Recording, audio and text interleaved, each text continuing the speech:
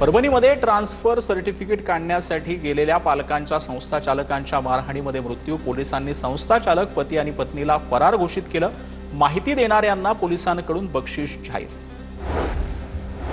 जळगावामध्ये महापालिकेच्या आपला दवाखान्यातील कंत्राटी कर्मचाऱ्यांचे 7 ते 8 महिन्यांपासून पगार नाहीत. स्वामी एजन्सीच्या माध्यमातून कंत्राटी महिलांची शिपाई आणि अटेंडन्स पदावरती नियुक्ती, तर निवड होण्यासाठी 50,000 ते 1.5 लाखांपर्यंत पैसे दिल्याचा महिलांचा आरोप.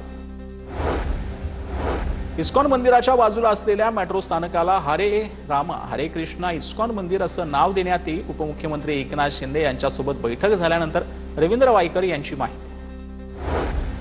हरियाणी सिंगर राहुल फाजिलपुरियावरती गोळीबाराचा प्रयत्न. गुरुगाम बादशाहपूर एसपीआर जवळ गोळीबाराची घटना.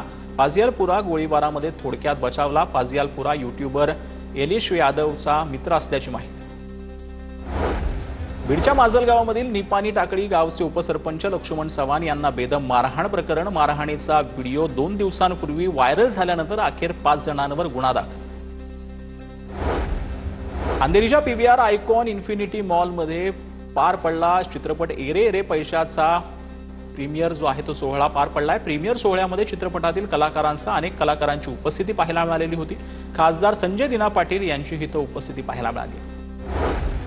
वसई तहसीलकडे जाणाऱ्या रस्त्याच्या बाजूच्या गटारावरील स्लॅब कोसळलाय. सुदैवानं कोणतीही हानी नाही. मागच्या काही दिवसांपासून पडणाऱ्या पावसामुळे स्लॅब कमकुवत झाला होता. अमरावतीत फेक मॅरेज इव्हेंटच्या नावावर तरुणांची मध्यधुंद पार्टी. शंकरनगर परिसरातील एका हॉटेलमधील पार्टीत बहुतांश अल्पवयीन मुले-मुली सहभागी झाले. हॉटेलवर धाड टाकत पोलिसांनी 90 अल्पवयीन मुला-मुलींना ताब्यात घेतलं.